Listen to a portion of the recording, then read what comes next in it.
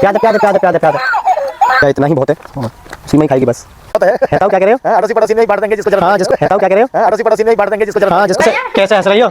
हमारा हालत देखिए, साग तोड़ के लेकर आए हैं। अस्सलाम वालेकुम, हेलो एवरीवन, कैसे हैं आप सब। मैं शबनम खान अपने चैनल शबनम टॉप वर्क पे आ गई हूँ दोबारा से इस काले कौवे की चोरी आप लोगों के सामने रखने के लिए कि ये काला कौवा कहाँ गया था, इस भगोड़ी ने कहाँ भेजा था, मतलब चोरी करने भेजा था। ये काला कौवा हमेशा से तो गलत काम करते ही आया, सो आज भी इस भगोड़ी ने उससे गलत ही काम करवाया, क्योंकि भगोड़ी है ही ऐसी, उसको सही गलत की तो पहचान है नहीं, बस उसे वो काम करना है जो वो चाहती है। सो वही काम करवाया इसने काले कौवे से। और काला कौवा भी बेचारा क्या करे, भगोड़ी की बात मानता ही है, उसे मानना ही पड़ेगा क्योंकि उसका है पपी, वो पालतू कुत्ता। चलिए आगे चोरी क्या करने गया था वो तो मैं दिखाऊंगी भी और बताऊंगी भी और आप लोग बहुत इंजॉय करेंगे।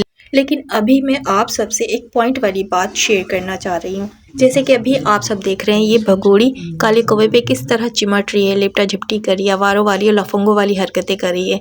इसके हाथ में एक पिलो है और ये पिलो इससे पहले मैंने इसके साथ आई थिंक 2-3 व्लॉग में देखा है, ये पिलो लेती है। और जब ये पिलो लेती है तो वीडियो जो है ये हाफ बनाती है। ये जैसे कि अभी जिस तरह हाफ वीडियो बना रही है, कैमरा जो है नीचे नहीं जा रहा है इसके, यानी कि जो बेबी टमी है वो नहीं नज़र आ रहा है। बस मैं अभी यही कहना चाह रही हूँ कि ये वही पिलो है जो ये पेट में अपने लगाती है और बताती है कि मैं प्रेग्नेंट हूँ और ये मेरा बेबी टमी है। तो बेबी टमी अभी नज़र ना आए इसलिए इसने कैमरा ऊपर की साइड रखा हुआ है और वो जो बेबी टमी वाला पिलो है वो इसके हाथ में। और इस टमी से यानी ये पिलो से इसको बहुत ज़्यादा प्यार है, हमेशा ये हाथ में रह के इसको मसलती रहती है और इसकी ये आदत बड़ी गंदी है, मतलब मुझे बिल्कुल भी इसकी आदत पसंद नहीं है। इस तरह की उल्टी पुल्टी हरकतें करती है, जैसा कि आप सब अभी भी देख सकते हैं वीडियो में ये किस तरह की हरकतें कर रही है। इसका फेस एक्सप्रेशन देखे, कैमरा में देख देख कर किस तरह अदाओं से ये अपने आप को पेश करी, यानी ये जो अदाएं दिखा रही होती, फेस एक्सप्रेशन दे रही होती है, आप सब समझ रहे हैं कि ये किसको दिखा रही होती है। समझ रहे ना आप लोग, तो बहुत ज़्यादा समझदार हैं, मुझसे भी ज़्यादा समझदार हैं। बाज़ पॉइंट जो मैं यहाँ पे नहीं रख पाती हूँ वो आप लोग भी मुझे बताते हैं। सो आप लोग बताइए कि ये जो इतना ओवर एक्टिंग करती है व्लॉग में, ये किसको दिखा रही होती है? वही ना जो इसके हिंदुस्तानी चाटुकार यार देवर, उन्हीं लोगों को ये दिखा रही होती है। वैसे ये बहुत पक्की सनातनी बनती है, सर से इसके दुपट्टा हटता नहीं है। दुपट्टे के नाम पे तो इसने जस्ट दुपट्टे को एक खोपड़ी के ऊपर रखा हुआ होता है, मतलब एक साइड में फेंका हुआ होता है।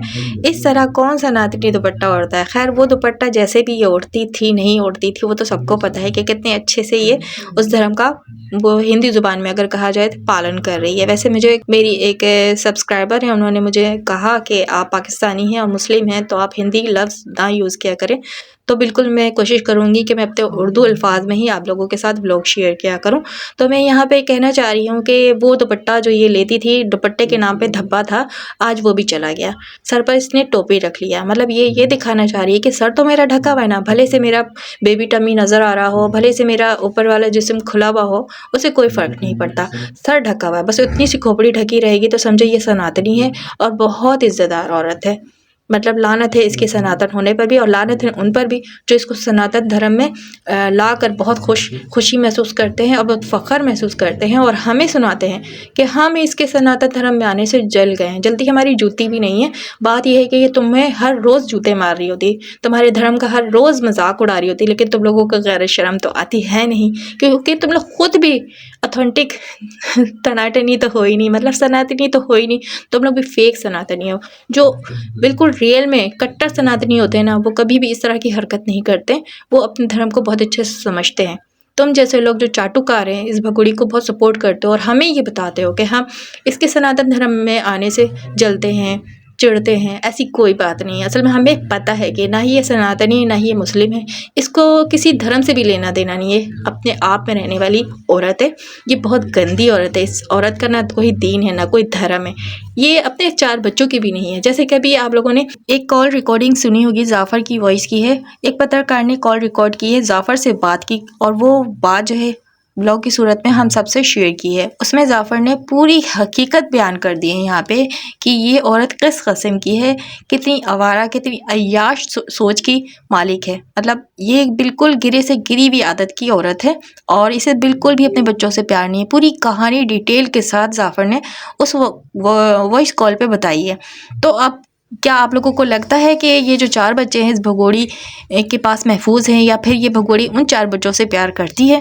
ये सब ड्रामा है, ये सब ड्रामा है। वो सही कह रहा है कि अगर कोई कहेगा ना कि हम तुम्हें आधार कार्ड देते हैं, नेशनलिटी देते हैं, तुम इस बच्चों को मार दो, तो ये मारने में 1 मिनट नहीं लगाएगी। जिस तरह की आदत इस औरत की है, हम लोग भी देख रहे हैं, हम लोग भी आंखों के अंधे नहीं हैं, सब कुछ नज़र आता है और समझ आता है। तो ये बच्चों, अपने खुद के बच्चों के लिए ना बहुत बड़ी दुश्मन है और माँ के नाम पे ना ये धब्बा है, एक डाइन माँ है, यही कहेंगे, डाइन माँ है। अगर ये डाइन नहीं होती तो इस तरह बच्चों की ज़िंदगी को ख़तरे में नहीं डालती, बच्चों की ज़िंदगी को इस तरह बर्बाद नहीं करती। सिर्फ अपनी अय्याशी के लिए इसने ये सारे कारनामे किए। और ये कितनी अय्याश किस्म की औरत है ये बताने की तो हमें बिल्कुल भी ज़रूरत नहीं है। आप लोग इसकी अदाओं को देखकर समझ चुके होंगे, अब तक तो अच्छी तरह बहुत से लोग समझ चुके हैं। जबकि ये कहती है कि मुझे बहुत लोग सपोर्ट करते हैं, मुझसे लोग बहुत प्यार करते हैं। भगोड़ी मैं तुझे बता दूँ, तुझसे प्यार नहीं करते, तू जो अदाएँ दिखाती है ना उससे प्यार करते हैं, क्योंकि तू एक भागी हुई पाकिस्तानी औरत है। तुझे बस हासिल करना चाहते हैं, उसके बाद तेरे साथ होगा क्या आगे तू बस देखती जा। तू जो बोलती ना मेरा बाल भी पाका कोई नहीं कर सकता, जब तुझे इस्तेमाल कर लिया जाएगा फिर तुझे उठाकर पाकिस्तान फेंक दिया जाएगा। फिर तो कहाँ जाएगी, ना इधर की रहेगी ना उधर की, किसको मुँह दिखाएगी। और जिस तरह तू बोलती है ना आज अकड़ के, तब फिर अकड़ के बोलना।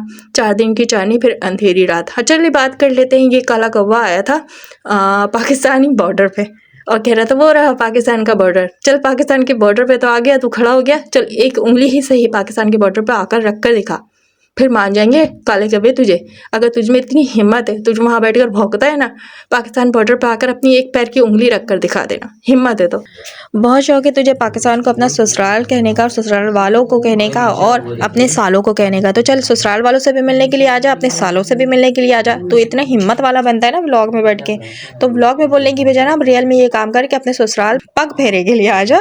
पग फेरे ही कहते हैं ना आई थिंक, ससुराल मिलने के लिए आ जा। तो ससुराल वाले तेरी बहुत अच्छी से खातिर तवाज़ो करेंगे, फिर तुझे लग पता जाना है कि पाकिस्तानी और पाकिस्तान वाले कैसे हैं।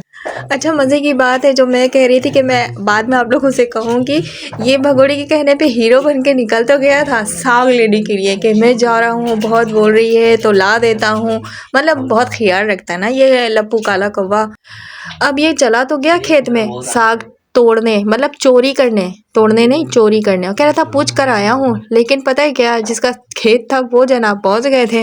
फिर उसके बाद क्या हुआ कि थोड़ा सा ये साग तोड़ चुका था उस वक्त, वो बाहर आ गया कि अब आ गया है, हमारी चोरी पकड़ी गई है, तो अब क्या करें। बड़े मियाँ को व्लॉग मिलाकर कोशिश कर रहा था कि बड़े मियाँ को खुश कर दिया जाए, रिश्वत के तौर पे उसे व्लॉग में ले लिया जाए। बट बड़े मियाँ भी कम नहीं थे, उन्होंने भी टोन मार ही दिया और तंज कर ही दिया कि हाँ थोड़ा थोड़ा महल्ले वालों को भी बांटोगे। लेकिन इस काला कौवा जो वहाँ पे शर्मिंदा हो गया था, उसने थोड़ा ही बहुत तोड़ा और वहाँ से रफू चक्कर हो गया।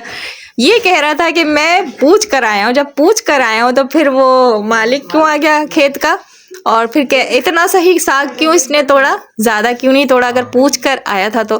बात यह है कि चोरी छुपे ये खेत में घुसा था और इसकी चोरी पकड़ी गई, खेत का मालिक आ गया था, व्लॉग बनाकर वहाँ से ये रफू चक्कर हो गए। साथ में इसका दोस्त था, ये लोग छुप के गए थे खेत में साग तोड़ने के लिए, इस भगोड़ी के लिए हीरो बनने के लिए गए थे। तो ये हीरो का बन गया जीरो। फिर ये घर पहुंचा तो इस पे अंजलि जो है, जो 64 दांतों वाली, वो बहुत हंस रही थी, इसका मजाक उड़ा रही थी। इस काले कौवे ने अंजलि को सारी कहानी बताई होगी कि किस तरह चोरी करने घुसा था और किस तरह ये पकड़ा गया। तो 64 दांतों वाली के दांत जो है वो बाहर निकल गए थे। वो हंस हंस कर लोटपोट हो रही थी कि ये काला कौवा पकड़ा गया। यहाँ पर हो गया इसका साग का फजीता, और फिर ये बैठ गई साग का फजीता बनाने के लिए, क्योंकि साग इस तरह तो बनते हैं नहीं कि ढेर सारी इसके में इमली का पानी डाला और जस्ट हल्दी रिफाइन में फ्राई करके इसने साग तैयार कर लिया। ये कौन से नस्ल का साग बनाती है पता नहीं, हमें तो नहीं पता कि ये भी कोई एक रेसिपी है, जैसे कि इसने बैगन की रेसिपी शेयर की।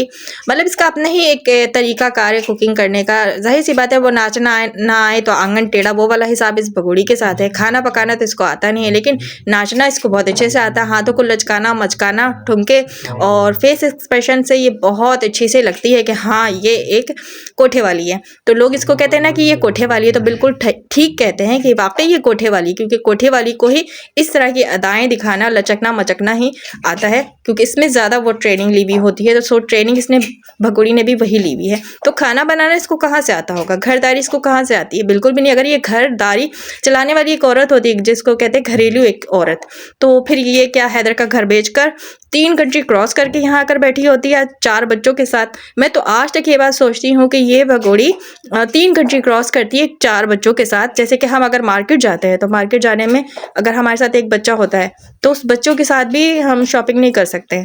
बात सिर्फ शॉपिंग की कर रही हूँ। ये 3 कंट्री क्रॉस कैसे कर गई 4 बच्चों के साथ अकेले? वो भी ये कहती कि मैं अकेले आई हूँ। तो क्या आप लोग इस बात को मानेंगे कि ये अकेली 3 कंट्री क्रॉस करके पहुँच गई हिंदुस्तान? इसके साथ कोई नहीं था। अच्छा चलिए इसकी डिलीवरी की बात कर लेते हैं। जैसे कि ये बता रही थी कि ये 7 मंथ या 6 मंथ प्रेग्नेंट है, लेकिन हम बता रहे थे इसका बेबी टमी देख कर कि नहीं नहीं ये तो अभी बेबी इसका हो जाएगा। सो वो बेबी पैदा हो चुका है। तो आप लोगों ने वीडियो में शुरू में देख ही लिया होगा कि वो रो रहा था, बेचारी इसको चुप करा रही थी ये काला कौवा और ये भगोड़ी। तो इसकी जिस तरह की फेक प्रेगनेंसी है, इसी तरह की फेक बेबी भी आ गया। तो आई होप कि ये छोटा सा वीडियो आप लोगों को पसंद आया होगा। और इसका जो बेबी पैदा हुआ है आज के वीडियो में, तो उसको मुबारकबाद आप लोगों ने ज़रूर देना, मतलब इस काले कौवे को और इस भगोड़ी को, कि मुबारक हो टनाटनी आ गया है। अब तो आधार कार्ड इसको मिल ही जाएगा, इसको नागरिकता भी मिल ही जाएगी। तो फिर जल्दी से आप लोग इसको मुबारकबाद पेश कीजिए और मुझे अपनी राय कमेंट्स बॉक्स में लाजमी दीजिएगा। इजाज़त दीजिए, अल्लाह हाफिज़।